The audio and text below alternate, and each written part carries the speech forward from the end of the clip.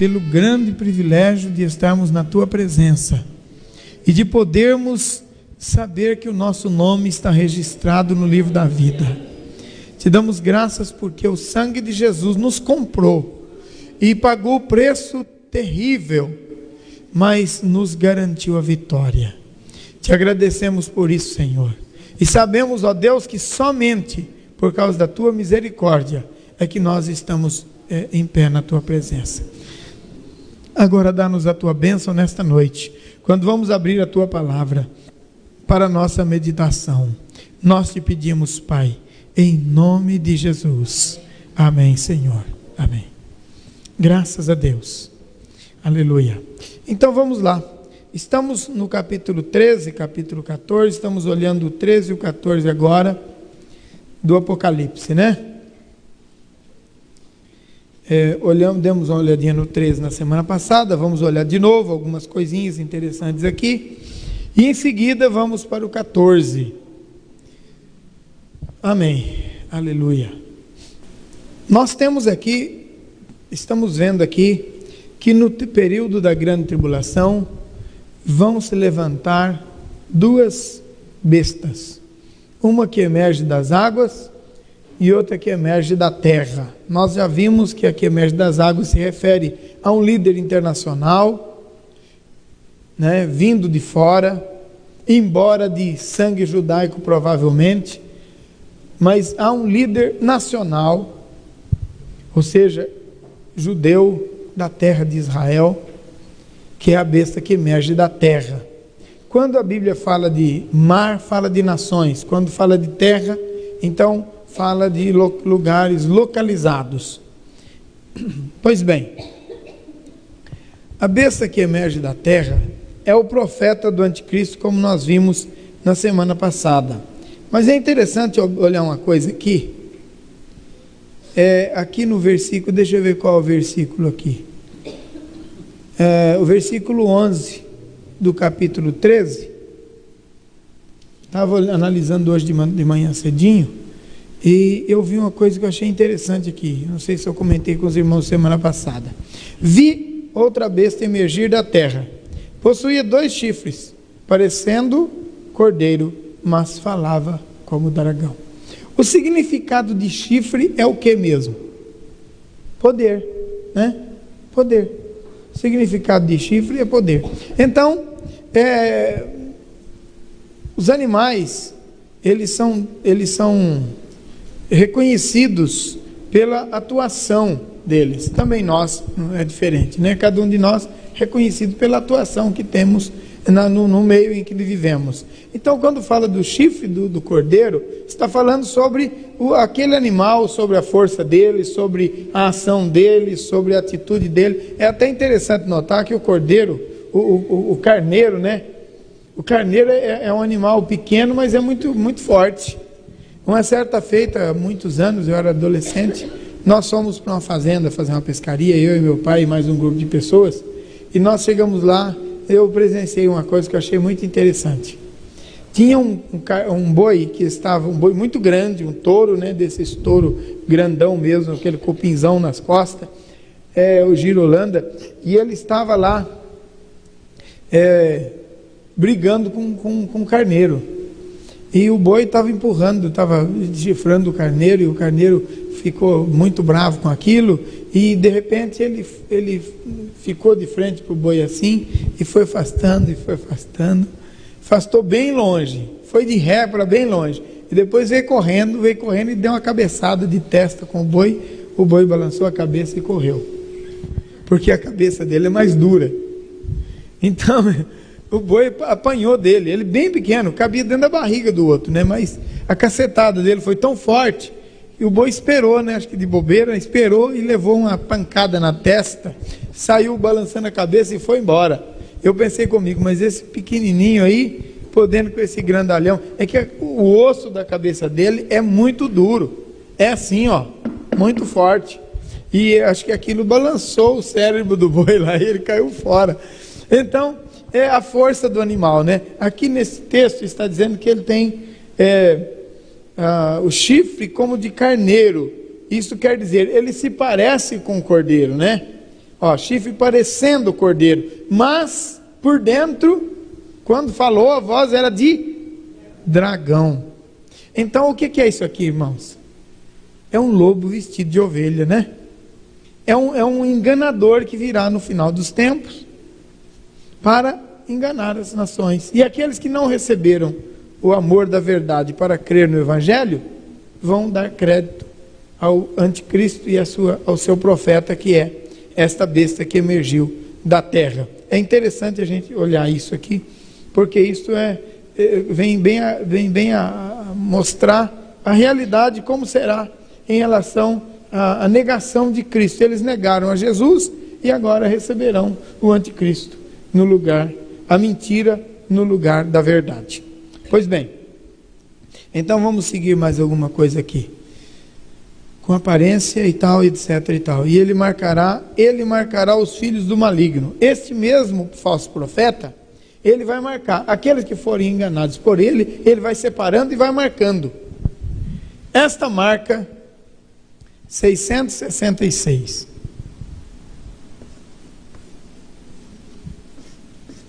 Esta marca 666. Bom, os irmãos sabem que isso já está muito fácil de fazer hoje, né? Com esse negócio de laser, essa coisa de computador, agora está muito fácil. Quando há 50 anos atrás, quando a gente lia aquele texto das duas testemunhas que nós lemos semana passada, as duas testemunhas que vão morrer em Jerusalém, né? E que vão ser colocadas na praça, e vão ficar lá mortas na praça, no centro da cidade de Jerusalém. E que todos os moradores da terra verão aquelas duas testemunhas lá na praça de Jerusalém. Há 50 anos atrás, ninguém podia imaginar como alguém poderia ver, o mundo inteiro poderia ver, porque não havia televisão, né? Então, não tinha como ver. Como poderia alguém ver? O mundo inteiro ver duas pessoas mortas numa praça. Hoje, para nós, isso não tem nenhuma novidade, né? Mas os nossos antepassados, que viveram aí há 1000 anos atrás, há 500 anos atrás, e há 50, 60 anos atrás, não podiam imaginar que uma câmera poderia filmar lá em Jerusalém, e no mesmo instante, nós poderíamos estar vendo aqui no Brasil, e em qualquer lugar do mundo. E ainda digo mais, traduzido para a nossa língua, né? O assunto hoje, Israel está em todos os noticiários, né? Eles estão agredindo lá os palestinos, e o mundo inteiro está vendo isso acontecer, não é verdade? A gente está cansado de ver gente morto lá em Jerusalém, caído lá no chão. A gente vê todo dia isso. Já morreram 400 e tantos palestinos, e não sei quantos judeus, acho que 80 e poucos, já morreram nessa guerra. E a gente está vendo todos os dias. Quando as duas testemunhas forem sacrificadas e ficarem expostas na rua, na praça de Jerusalém, não vai ser novidade para ninguém. Essa questão do anticristo, da marca aqui na mão direita ou na fronte, também vai ser alguma coisa tão comum como a televisão é agora. E ninguém vai suspeitar de que aquilo ali é alguma coisa de Satanás ou qualquer coisa parecida, porque vai ser natural isto. Você já imaginou? O ladrão pega você agora e faz você ir lá no caixa do banco eletrônico, faz você passar o seu cartão e tirar o seu dinheiro, tira todo o seu dinheiro. Tira todo o seu dinheiro. Se você não precisasse usar o cartão, não é verdade? Ia ser mais fácil, ia facilitar um pouco. Provavelmente esse número que vai ser colocado, esse código aí, vai dificultar o roubo, vai dificultar para os ladrões. Agora esses carros, esses veículos que estão rastreados, né? O caminhão sai daqui de São Paulo, vai lá para o Recife. Qualquer hora, qualquer momento, ele está na tela da empresa lá. A empresa sabe onde é que o caminhão está indo, onde é que ele está circulando. Ele está lá na tela da empresa. Ele tem um transmissor, né, via satélite, que vem para dentro da empresa. Se ele for desviado do curso, imediatamente eles percebem. E já acionam a polícia e fazem o que tem que fazer para poder não perder o caminhão por roubo, por assalto ou qualquer coisa. Bom, Daqui a pouco pessoas também serão assim, não é? Agora tem aí antigamente dava um trote no telefone toda hora, todo dia, agora tem o tal de Bina, não é? Aí você ligou lá, você já sabe quem está falando. Dali a pouco você liga de volta e fala, o que você quer, não é? Não é assim? Que é uma maravilha. Mas não é verdade? Então nós estamos vendo coisas tremendas acontecer, né? Tudo que é novidade hoje, amanhã, não é mais. E assim vai. Bom, o mundo está pronto para o anticristo. O mundo está preparado para o fim dos tempos. Isso é verdade, isso nós estamos vendo aqui, né?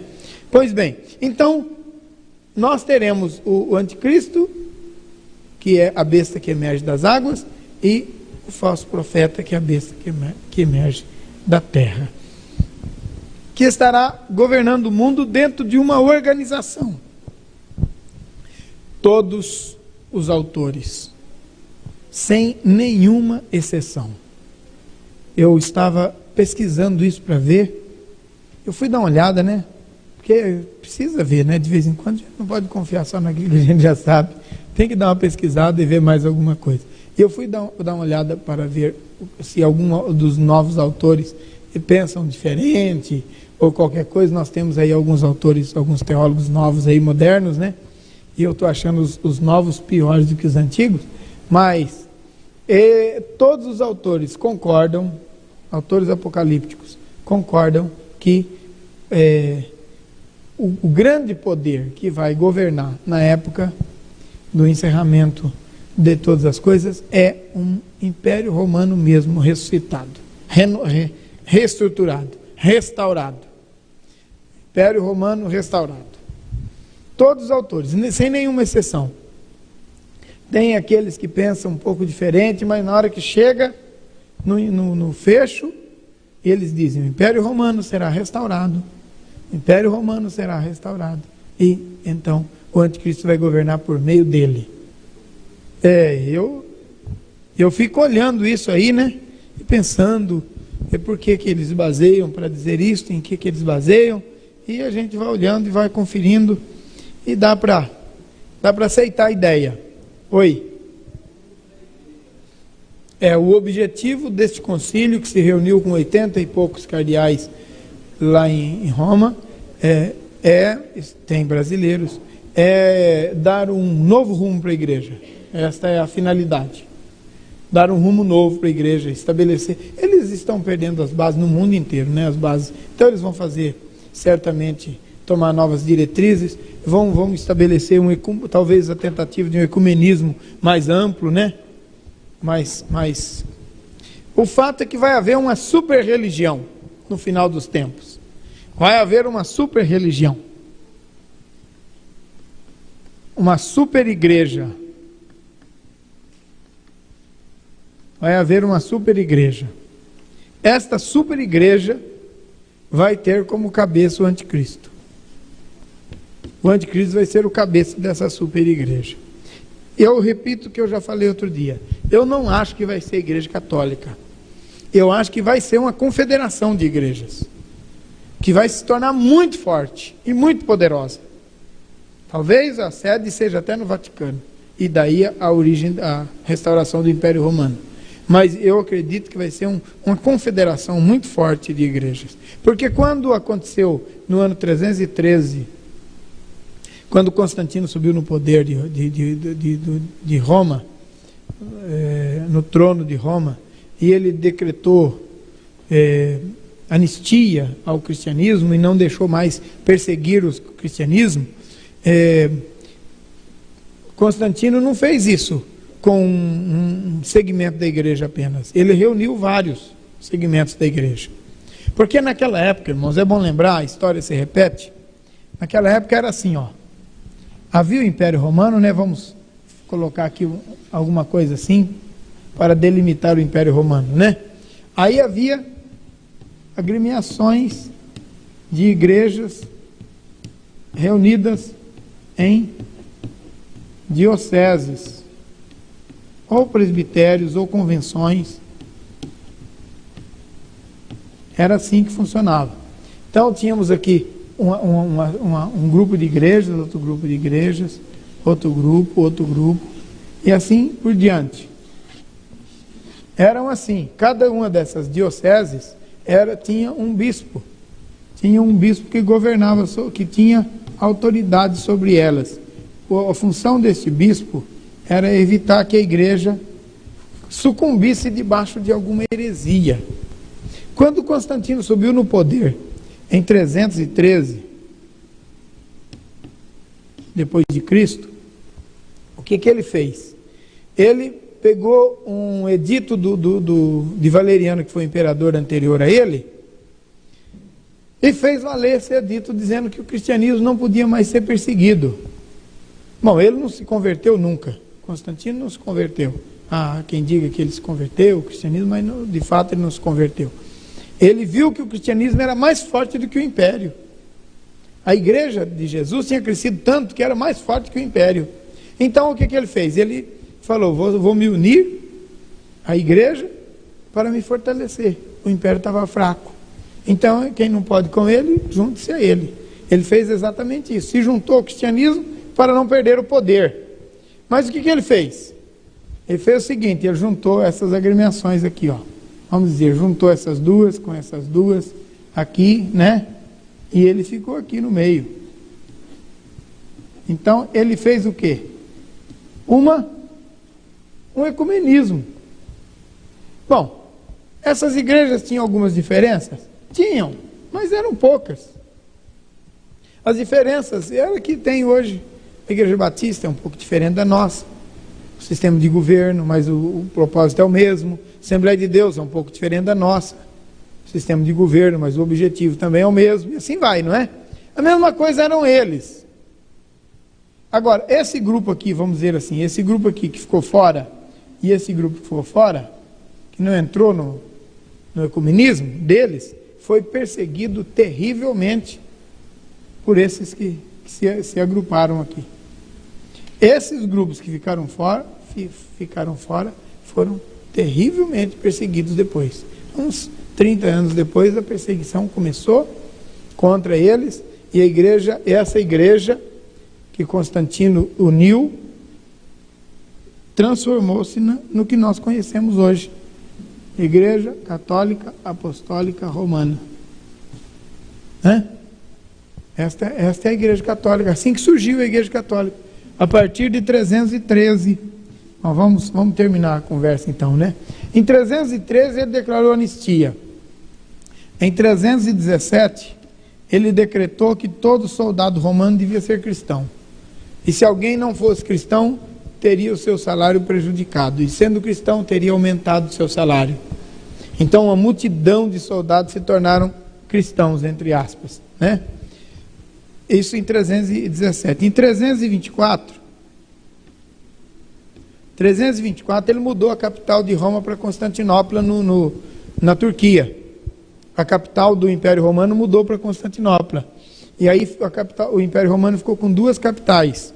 Logo, começou-se a chamar dois impérios, Império Romano do Oriente e Império Romano do Ocidente. Constantino morava no Império Romano do Oriente, isso é em Constantinopla, que hoje é Istambul, lá na Turquia, e de lá ele governava os dois impérios, o Império do Oriente e o Império do Ocidente. Quem era o representante dele no Império do Ocidente? O Bispo de Roma, não tinha Papa ainda. O Bispo de Roma, vamos dizer que o Bispo de Roma era este aqui, ó. Aqui estava o Bispo de Roma. Então, ele passou a ser um adido, um representante, um embaixador do Império.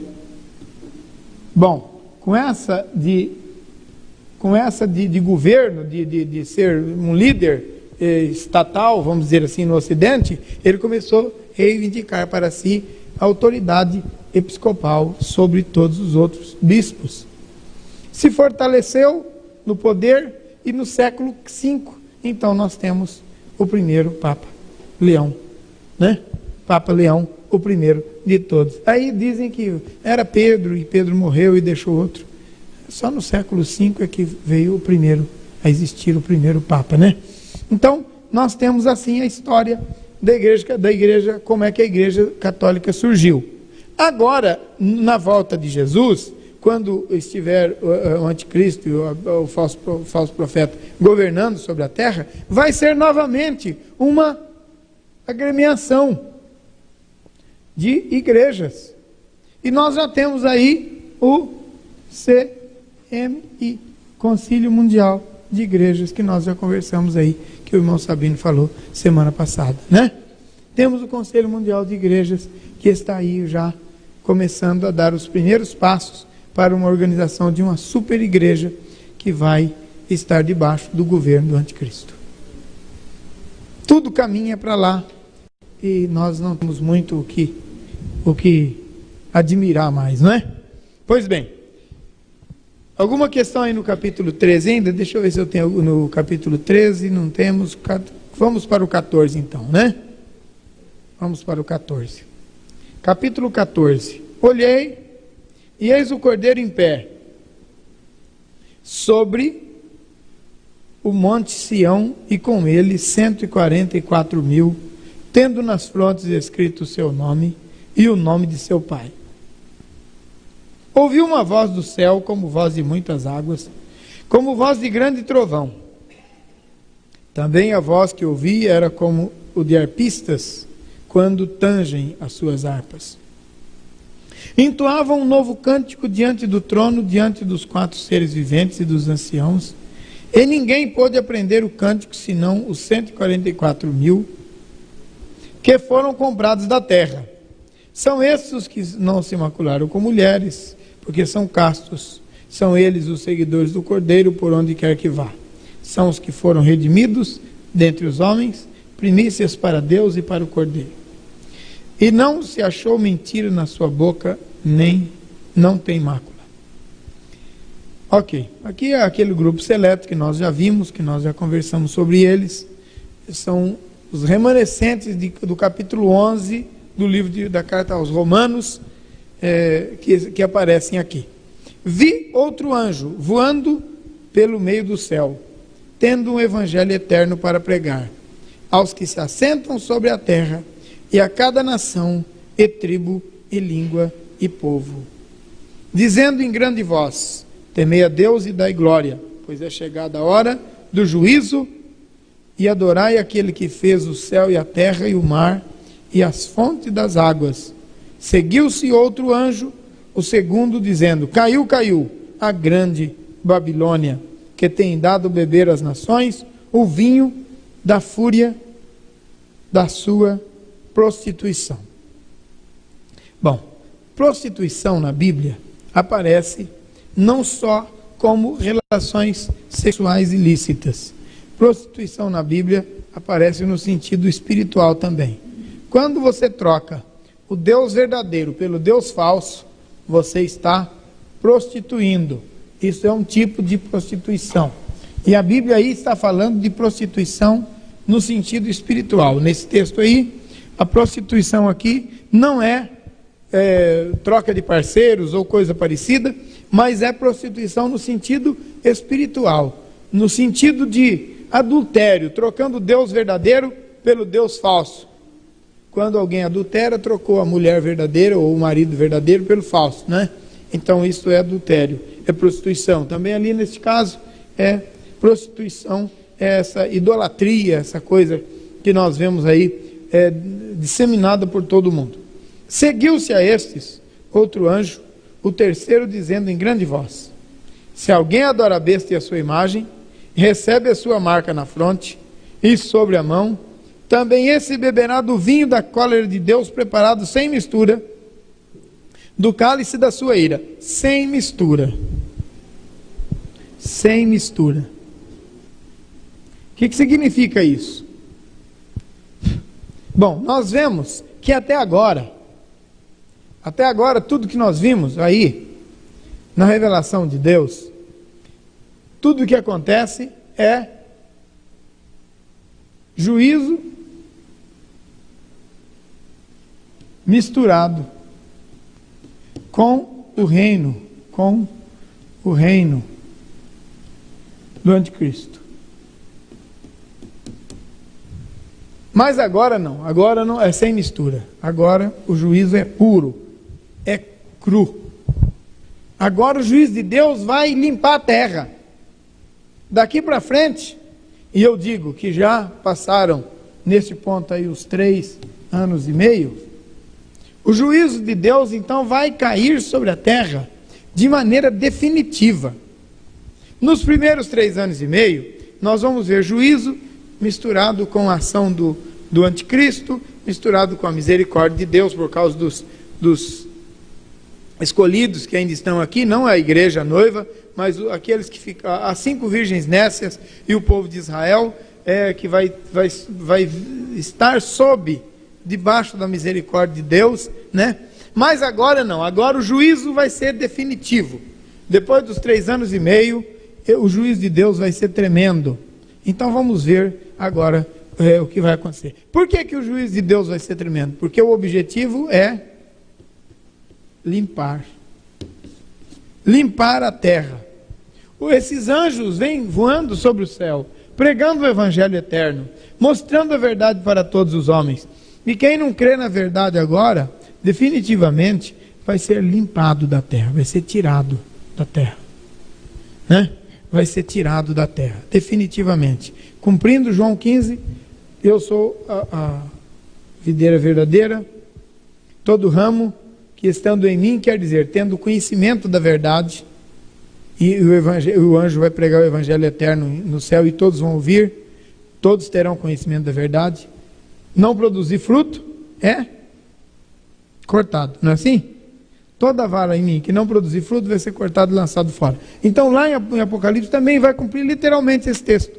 Todos saberão que Ele é o Senhor, porque o anjo vai pregar o evangelho falando nos céus para todos, voando sobre as nações e falando. Quem não receber definitivamente vai sofrer a condenação eterna. Pois bem, então vamos ver agora o juízo de Deus que vai cair definitivamente sobre as nações, depois que o anjo já pregou o evangelho.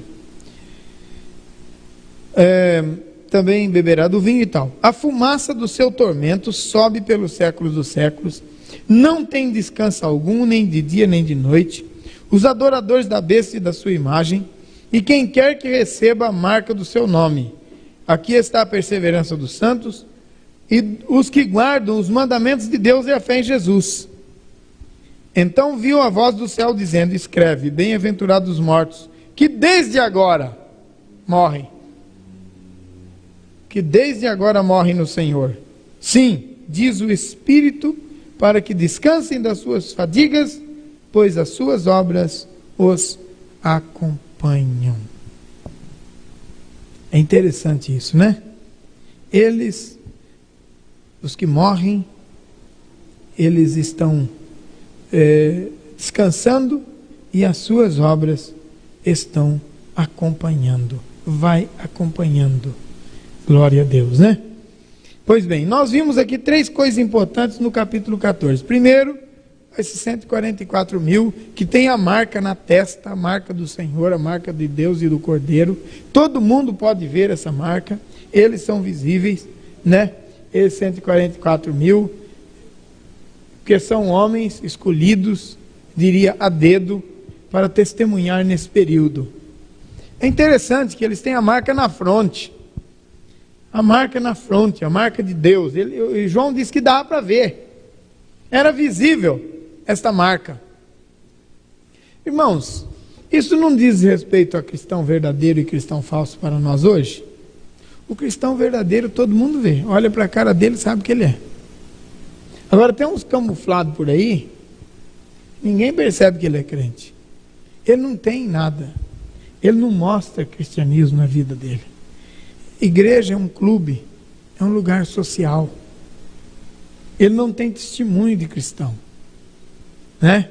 Não tem testemunho da verdade na sua vida. Os seus atos não condizem com a verdade. E agora que nós vamos ver o valor das obras.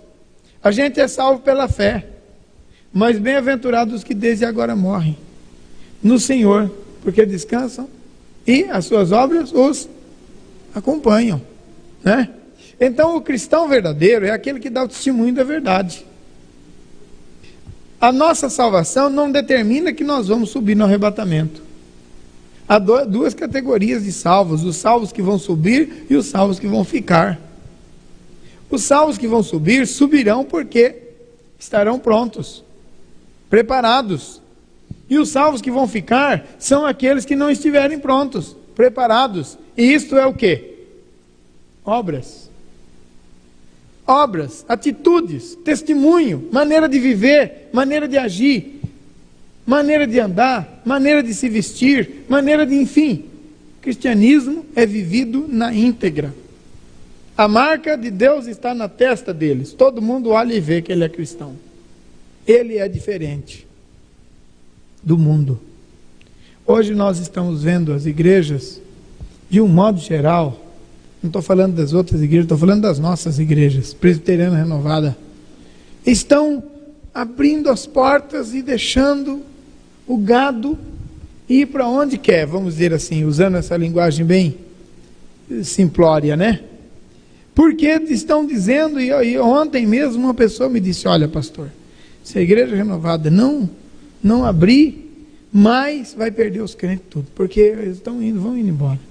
Aí me falou de um punhado que está indo embora de uma das nossas igrejas aqui, e eu estava pensando comigo, né, cara, no meu silêncio, né? A igreja pode abrir mão de tudo o que reserva de princípios de santificação para segurar o povo, mas no dia do arrebatamento fica tudo aqui, fica todo mundo aqui, né? No dia do arrebatamento fica todo mundo aqui. Em nome de juntar o grupo, em nome de ter uma multidão, abre-se mão dos princípios bíblicos. E depois, não prepara ninguém para subir no dia do arrebatamento. Oi? Literalmente vai segurar. Não vai subir. Vai segurar agora dentro da igreja e quando arrebatar vai ficar dentro da igreja também, né? Pois é. Então nós temos realmente, irmãos, que pregar a verdade. Temos que pregar a palavra. Temos que ensinar a verdade. E a verdade, conhecereis a verdade, e a verdade vos libertará. Então, esses têm o nome escrito, o testemunho escrito na testa. Todo mundo passando vê, e sabe que é cristão, que é servo de Deus. Servo de Deus vive diferente do mundo. Pois bem, a segunda coisa que nós vemos aqui no capítulo 14, é que o juízo de Deus cairá finalmente, sem trégua, sem misericórdia e sem dó. A terceira coisa que nós vemos aqui é que essa voz, como voz de muitas águas, do versículo 2, é a mesma lá do Apocalipse capítulo 1. É a mesma. A mesma. Aquele anjo separado, que ora parece que é a pessoa de Jesus, ora parece que é a pessoa de um anjo, é um companheiro fiel e permanente de João até o final do livro de Apocalipse. Nós vamos ver essa voz como voz de muitas águas aparecendo aqui, né? Em muitos lugares. E por fim nós vemos aqui, bem-aventurados que morrem, porque as suas obras o acompanham. Aleluia. Mas no versículo 20 em diante, nós vamos, aqui no versículo 20, que é o último versículo do capítulo 14, nós vamos ver o que eu acho que é mais importante.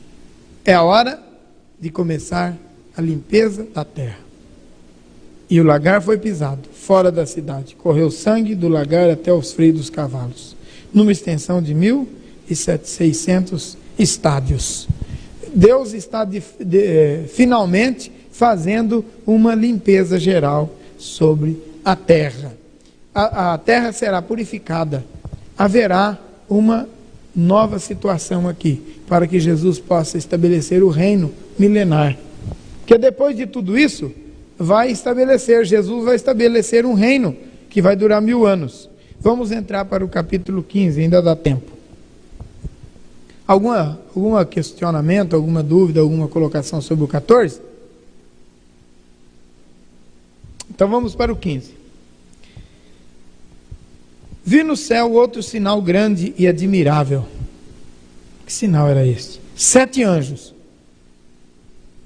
7 anjos. Tendo 7 últimos flagelos. Vejam, os 7 últimos flagelos. Está terminando a tribulação. Oi? 144 mil? É que ela não estava na outra semana, né? há 2 semanas atrás. 144 mil, Fátima, rapidamente para você, são pessoas, homens escolhidos, que Deus vai escolher no final dos tempos, durante o período da tribulação, em Israel, para dar testemunho do Evangelho. Deus nunca ficou sem o testemunho da palavra neste mundo. No primeiro período da dispensação, quando não havia testemunho, Deus levantou Noé, que testemunhou 120 anos fazendo a arca, depois veio o dilúvio e levou a todos e Noé se salvou, não é? Depois Deus estabeleceu a nação de Israel, o povo de Israel, como testemunha dele. Israel falhou, Deus levantou a igreja. Quando a igreja for arrebatada, Deus vai levantar 144 mil judeus para continuar dando testemunho. Certo? Ok, então vamos para frente. Vi 7:1, pois com esses se consumou a cólera de Deus.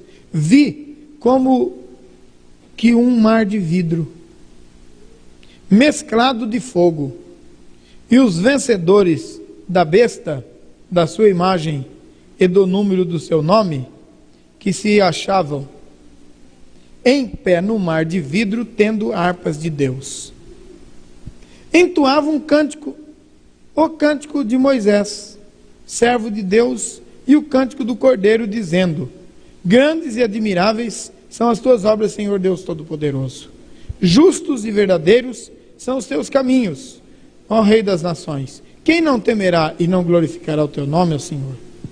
Pois só tu és santo, por isso todas as nações virão e adorarão diante de ti, porque os teus atos de justiça fizeram-se manifestos.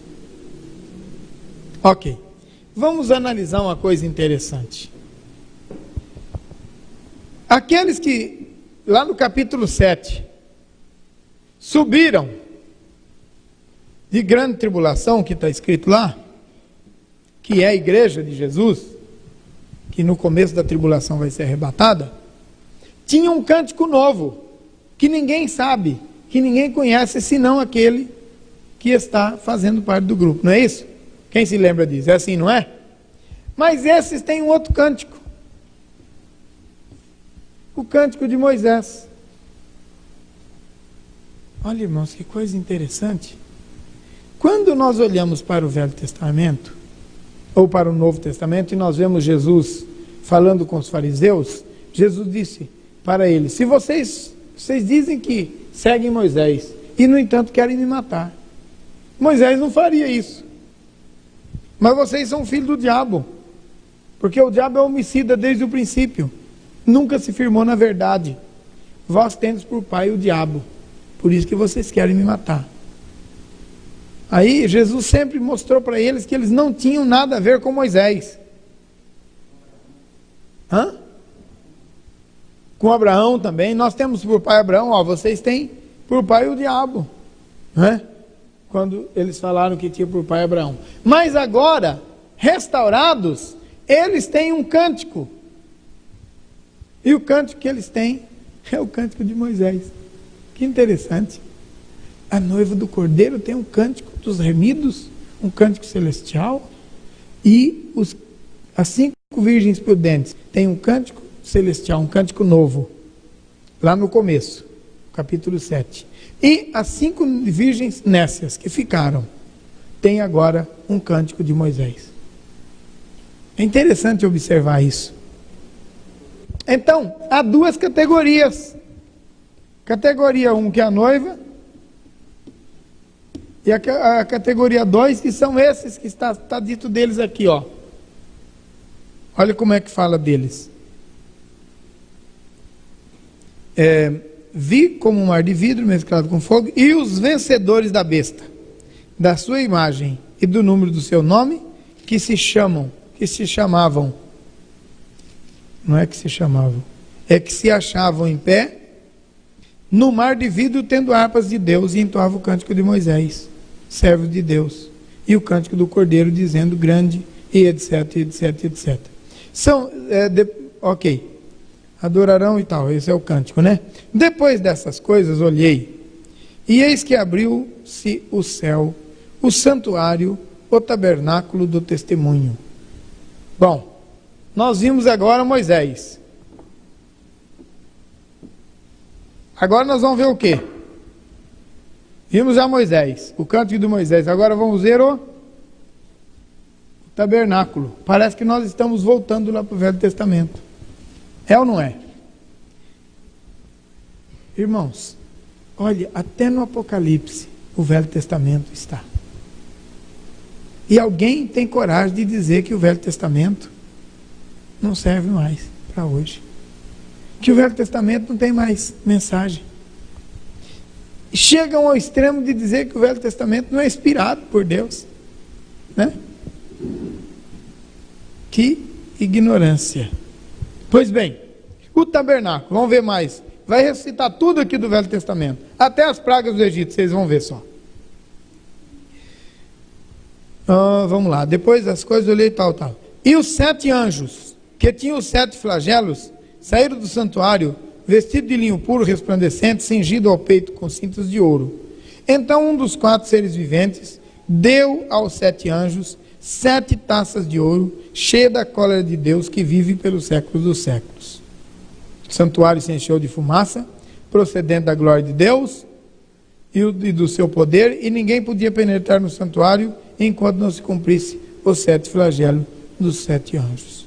Olha, vocês se lembram no dia que Moisés consagrou o tabernáculo? O que aconteceu? A presença de Deus encheu o tabernáculo de tal maneira que Moisés e Arão não podiam entrar. Lembra disso? Né? Quando Salomão consagrou o templo para Deus, mesma coisa. O santuário se encheu de fumaça, de maneira que eles não puderam entrar lá dentro do santuário. E agora nós estamos vendo novamente esses acontecimentos do Velho Testamento se repetindo aqui. Pois bem, então o santuário se encheu de fumaça e etc e tal. O capítulo 15 está terminando com esta situação aqui. Mas vamos entrar no 16 e vamos olhar uma coisa interessante aqui. Ouvi, vinda do santuário, uma grande voz dizendo aos 7 anjos: derramai pela terra as 7 taças da cólera de Deus. São os últimos flagelos, né? São os últimos flagelos da tribulação. São as 7 taças. Então vamos ver o que aconteceu.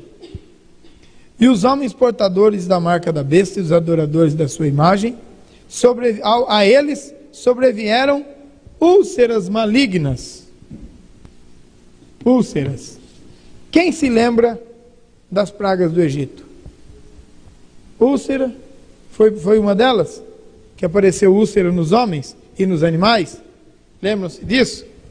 Então vamos mais para frente aqui, vamos ver mais alguma coisa. Derramou o segundo a sua taça no mar e esse tornou-se em sangue. Sangue. Está lá no Egito também? Sangue. As águas do mar, e nós vamos ver no versículo seguinte, as águas do rio também se tornarão em sangue. Onde é que nós paramos aqui? Pois bem, versículo 4.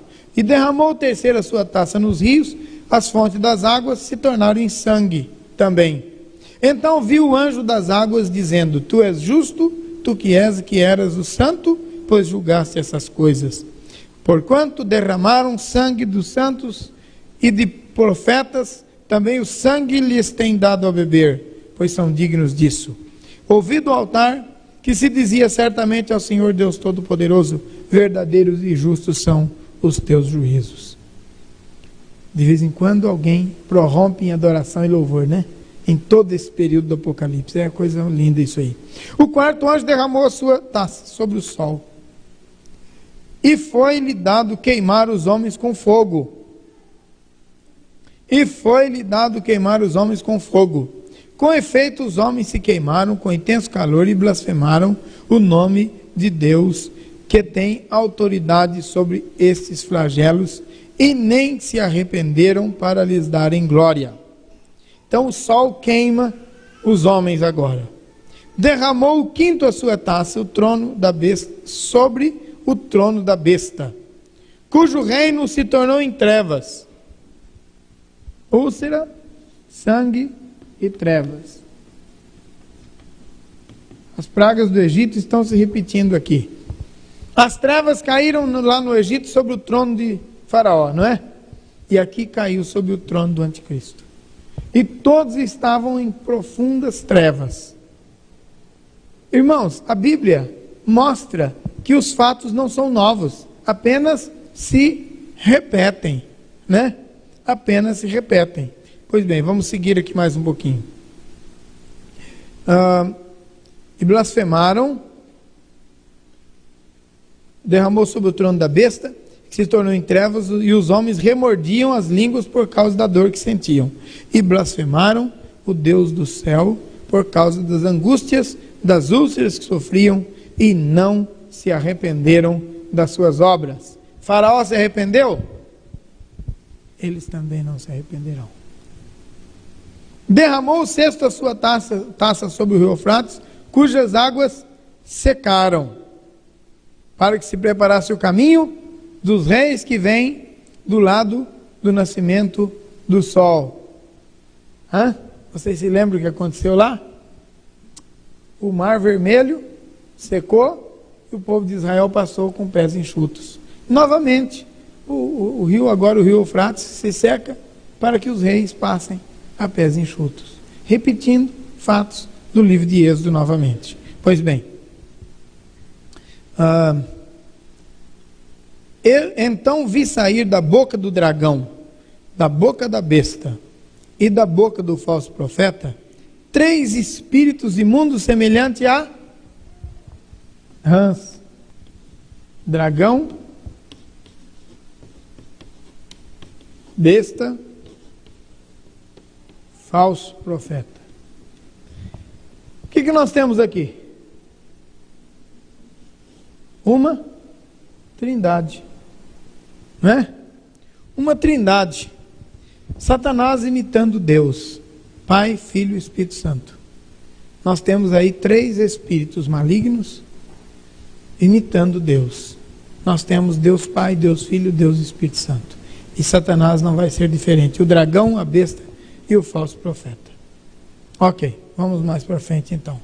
As rãs estão lá. Úlcera, sangue, trevas e rãs. 4 pragas do Egito já apareceram aqui, né? E mais outras coisas que não foram as pragas. Então vamos seguir mais um pouquinho aqui. Oi. Como é que é, irmão? E que o 6 é a imperfeição, quando o 7 é a perfeição. Então ali não poderíamos assim tentar fazer uma analogia aos 3, 6 ali, dragão, a besta, o falso profeta, a imperfeição, a tentativa da imitação, a tentativa de chegar à perfeição. Pode ser, por analogia, né? Pode ser. O dragão, a besta e o falso profeta estão aí. Ok. Saiu da boca desses 3 aí 3 espíritos malignos semelhantes a rãs, porque eles são espíritos de demônios, demônios operadores de sinais, e se dirigem aos reis do mundo inteiro, com o fim de ajuntá-los para a peleja do grande dia do Deus Todo-Poderoso. Então Satanás, quando é vencido, na sua tentativa de governar o mundo, ele lança de si, porque aqui eles estão fisicamente, né? Eles lançam de si os espíritos malignos, que agora vão guerrear nos lugares celestiais.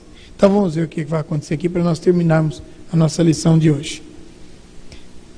Para lutar na peleja do grande dia do Todo-Poderoso, a batalha do Armagedon, né? Eis que venho como vem o ladrão. Bem-aventurado aquele que vigia e guarda as suas vestes, para não andar nu e não se veja a sua vergonha. Então os ajuntaram no lugar que em hebraico se chama Armagedon. Aqui está, no meio, esse versículo 15 está perdido aí no meio, não está? Não está perdido no meio aí? Não tem nada a ver. Nada a ver. Por que esse versículo 15 está perdido aí no meio? Porque Deus não se esqueceu de cobrar de nós uma atitude de cristão. Ele vai falando, no meio interrompe tudo e diz, olha, lembrem-se, é um lembrete, sabe? Entre parênteses, né? Um lembrete, sabe? Dá a impressão que os acontecimentos se vão, e no meio de todo aquele turbilhão de acontecimentos, alguém levanta uma plaquinha, e na plaquinha está escrito, eis que vem, como vem o ladrão, quer dizer, de repente, sem que ninguém espere, bem-aventurado aquele que vigia, e guarda as suas vestes, para não andar nu, e não se veja a sua vergonha. Então, se ajuntaram no lugar que em hebraico se chama Armagedon. Plaquinha fica levantada aí para vocês, viu? Tá bom? Amém? Então derramou o sétimo anjo a sua taça pelo ar, e surgiu grande voz do santuário, do lado do trono, dizendo, feito está. E sobrevieram relâmpagos, trovões, voz de trovões, que ocorreu grande terremoto, como nunca houve igual, desde que há gente sobre a terra. Tal foi o terremoto forte e grande. E a grande cidade se dividiu em 3 partes, e caíram as cidades das nações. E lembrou-se Deus da grande Babilônia, para dar o cálice do vinho, do furor da sua ira. Toda a ilha fugiu, os montes não foram achados. Também desabou do céu sobre os homens grande saraivada. Lembra da praga do Egito? Chuva de pedra. 1, 2, 3, 4, 5. Já tem 5 pragas do Egito ali, né? Saraivadas, grande saraivada com pedras que pesavam cerca de 1 talento. Sabe quanto pesa 1 talento? 40 quilos. Uma pedra de 40 quilos, você já pensou? Cerca de 1 talento. Quando a gente para o carro debaixo de uma jaqueira, a gente olha assim e tira ele e põe lá no sol, né? Porque se cair uma jaca em cima dele, vai amassar tudo. Já pensou uma pedra de gelo de 40 quilos, né?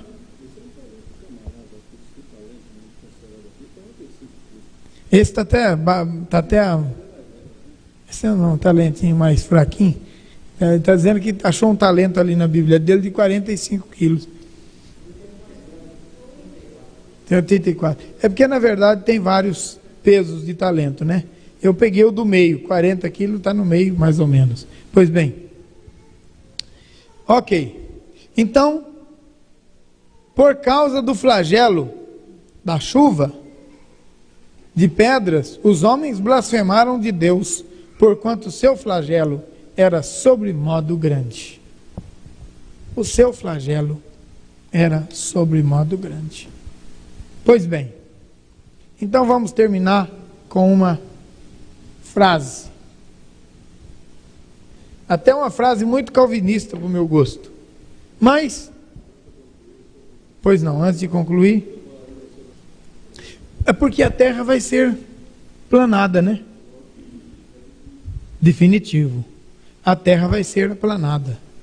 Os montes vão desaparecer e as águas vão cobrir as partes baixas e a terra vai ficar plana. Oi? Pelo calor do sol. O sol está esquentando, né? Está se aquecendo. Hã? Vocês sabem que aqui no Brasil a temperatura já subiu 1,5 grau, né? 1,5 grau. Hoje é 1,5 grau mais quente do que era há 100 anos atrás. É 1,5 grau. E o Bush diz que vai esquentar o resto, que ele vai tacar fogo mesmo. Que ele não quer nem saber. Ele vai fazer os Estados Unidos crescer, e para crescer precisa poluir, e para crescer não pode ligar para essas coisas não. Vai continuar no ar e ele não está nem aí. Ele vai mandar bala, ele falou lá. Pois é. Ok, então nós temos aí esses acontecimentos tremendos e terríveis. Agora, vamos então encerrar com uma frase. O mesmo sol que endurece o barro, amolece a cera. Por quê? Que o mesmo sol que endurece o barro amolece a cera. Porque a composição do barro é uma e a da cera é outra. Então, os avisos de Deus que endurece o ímpio, está escrito aqui, ó. Olha aí. Também desabou do céu sobre os homens grande saraivada com pedras que pesavam cerca de 1 talento. Por causa do flagelo da chuva de pedras, os homens blasfemaram de Deus, porquanto o seu flagelo era sobremodo grande. Endurece mais o coração. Este é o barro, endurece mais. O mesmo sol, o mesmo juízo que endurece o ímpio, quebranta o salvo. Porque o conteúdo é diferente. O que você é? Você se endurece com juízo ou você se quebranta com juízo? A promessa de Deus é de juízo sobre a terra. Vai endurecer o ímpio, mas vai quebrantar o justo. É a mesma coisa lá quando Jesus falou acerca da semente. Quando João Batista também falou mais claramente ainda. Ele limpará completamente a sua eira, recolherá o trigo no celeiro e a palha queimará em fogo inextinguível. Você é trigo ou é palha? Se você for trigo, será recolhido por Deus. Se for palha, será queimado do lado de fora. Você é barro ou é cera? Se for cera, derrete, se quebranta, vindo a notícia do juízo. Se for barro, endurece mais ainda. E fala assim, Deus não ama, Deus é tirano, Deus vai destruir a terra, Deus é tirano. Deus criou o homem para depois destruir, fica mais duro ainda, fica mais rígido ainda. O ímpio endurece mais, mas o salvo se quebranta mais. Faça justiça. Sim, murmuraram, né? E aqueles que murmuraram, nenhum entrou na terra prometida. Lembra? Quem daqueles todos que saíram do Egito entraram na terra prometida? Só Josué e Caleb. Só 2 que não murmuraram. Os outros caíram todos no deserto. Oi. Então fogo neles, que quem sabe eles convertem a Jesus, né? Não é verdade? Então, irmãos, o que somos nós? Palha ou trigo? Barro ou cera? Vamos endurecer ou vamos nos quebrantar? Vamos nos humilhar na presença de Deus ou vamos nos ensoberbecer? E achar que Deus está fazendo juízo indevido. Quem é santo, santifique-se mais. Quem é justo, justifique-se mais. Continue o justo fazendo justiça e o ímpio praticando a iniquidade. Esse é Apocalipse 21. Vamos chegar nele daqui mais uns dias. Amém? Há um conforto para quem está em Jesus. Há uma segurança para quem está em Jesus. Vamos ficar em pé e vamos orar. Glória a Deus. Louvado seja o nome do Senhor. Aleluia.